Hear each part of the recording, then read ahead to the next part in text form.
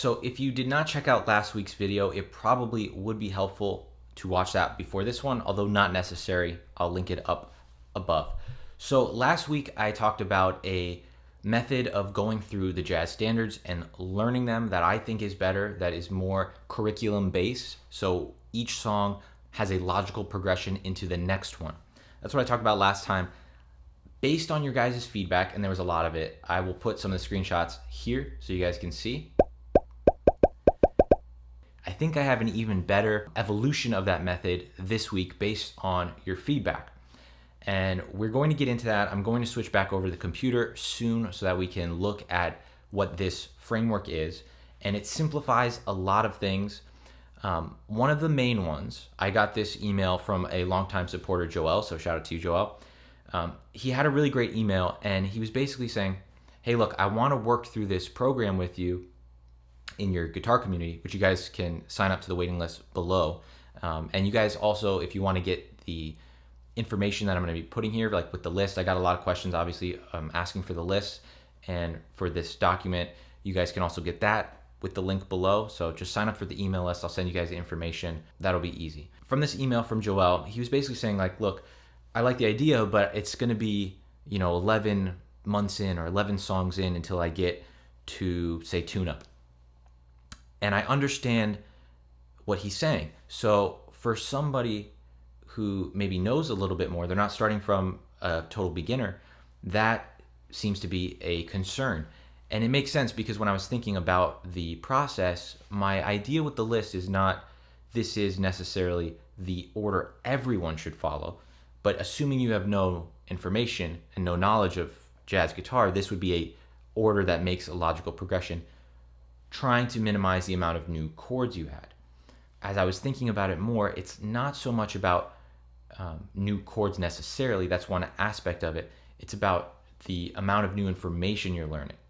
And so I came up with this way of thinking about it almost like prerequisites. And so what I mean by that is, and we'll look at this on the computer so we can see some examples. Each song has certain songs that I think of as prerequisites, like songs that would lead you into another song. So if you're trying to learn Take the A Train, there's a certain few songs you should learn before learning Take the A Train. And then maybe those songs have one or two songs you should learn before. So by doing it this way, the process becomes a lot more personal and you can sort of branch out like a tree. You can think about this thing like a knowledge tree, where if you want to go in a certain direction, you can go in that direction without needing to go through my first 30 songs, but that path has certain prerequisites, which will lead back to some of the early songs, but not necessarily all of them. So by doing this, it does cut down a lot. Like you could learn Take the A Train in about 5 tunes instead of it being number 10. You could learn Tune Up with a few more than that instead of it being number 11.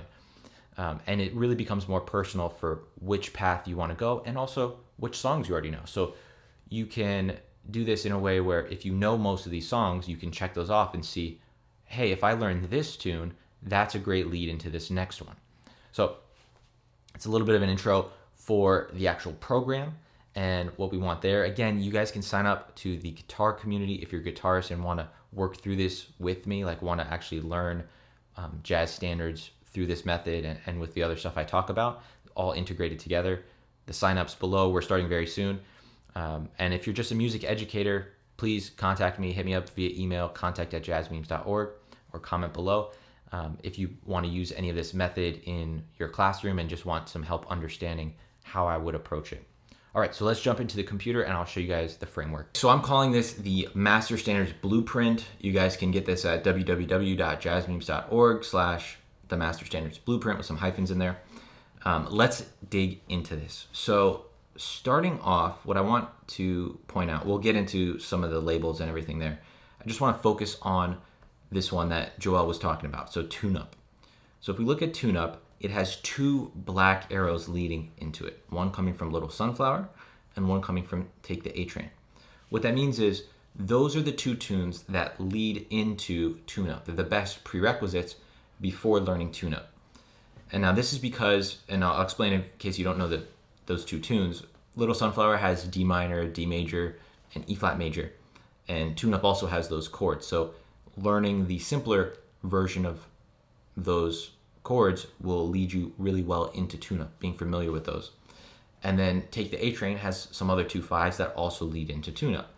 So by knowing those two tunes first, you minimize the amount of new information that you need to actually learn the new tune. And if we follow those songs back in the songs that lead into them, we can get the other songs we need as prerequisites for that. So for Little Sunflower, we should learn So What before that because it has D minor and Little Sunflower has D minor. So that is a better lead into Little Sunflower. And for Take the A Train, if we look over here at Take the A Train, we have a few more arrows that lead into it. And the first one would be Milestones. And this is kind of a forgotten one in a lot of the jazz education space, I feel like, but it's a good one for beginners. It has a G minor C sus sound leading into A minor. Pretty good standard chords for a jazz musician to start off with. And some of the harmony is in Take the A Train via the G minor and even the F major. Other than that, we have So What leading into Take the A Train because of the D minor. And then All Blues, because All Blues being a G blues, has a lot of the same chords with the G7, C7, and even the D7 that we see as a prominent chord in Take the A Train. So in this format, I know it can look a little bit complicated because there's a lot of lines going on in the middle here, but really what's going on, if you think about it text-based, is we have Take the A Train. It has a few songs, 3 songs that you should learn before that, and then Take the A Train leads into tune-up if you also know Little Sunflower.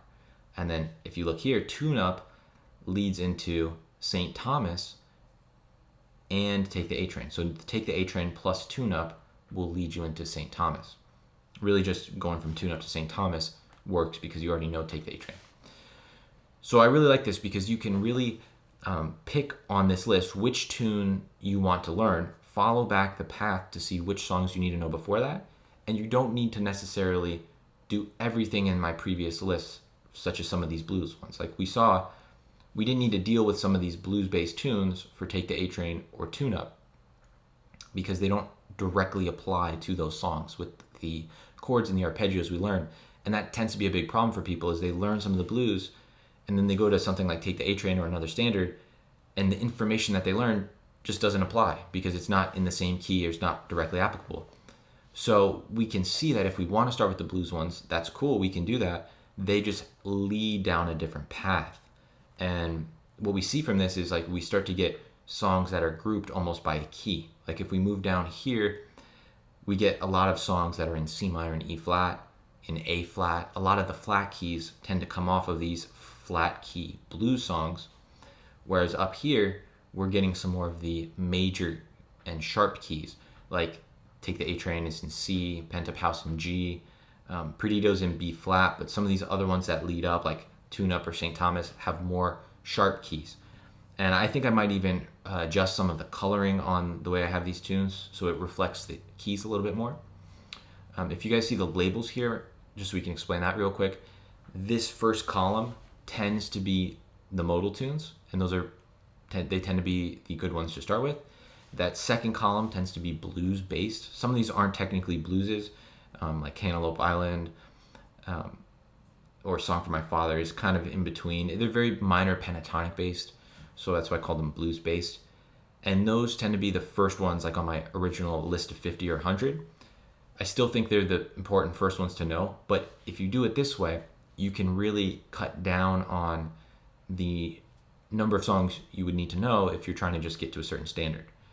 Like in my other list, Tune Up would have been number 11, Take the A Train would have been number 10. But if you want to really learn those standards, you know, you could learn Take the A Train if you know Milestones, if you know So What, and if you know All Blues. So in this method, Take the A Train could be number 4 if that's really an important song for you to learn. Tune Up could be your 6th song because you could do those 3 for Take the A Train, Little Sunflower, and then Tune Up would be 6. Again, if you know some of those other songs, it would be even faster. So I hope this makes sense as far as how you can personalize this. If you guys are interested in, you know, working through these actual tunes with some of the other concepts that I've dealt with and talked about, like my master 251 lines, master arpeggios, and some of the dominant bebop patterns, and even some of the other concepts like scarpeggios and stuff. I'm going to be working with students kind of on a face-to-face basis via my jazz guitar community, which I'll start soon. You guys can go to the link below and really check that out. There's a lot of information there, and we're going to be getting into this specifically, but hopefully this gives you an idea of how the process can be more personalized to you if there's certain songs you want to learn that are later in that list of 50 or 100. And if you guys want to get some of this information, like this graphic and the list, sign up via that link below, and I'll be updating this and expanding it to the other standards that I have on my list.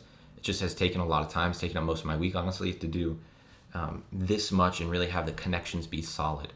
So hope this was interesting for you guys. I'm trying to give you some content and some new ideas, develop some new ideas in this jazz education space that I haven't seen before, and really make this more of a standardized curriculum where the songs we learn, the information has a progression, a logical progression, instead of this haphazard approach that I see. I find it hard to call it an approach because it's very random and arbitrary, but I'm trying to create something that's a little bit more efficient and easier to follow for people.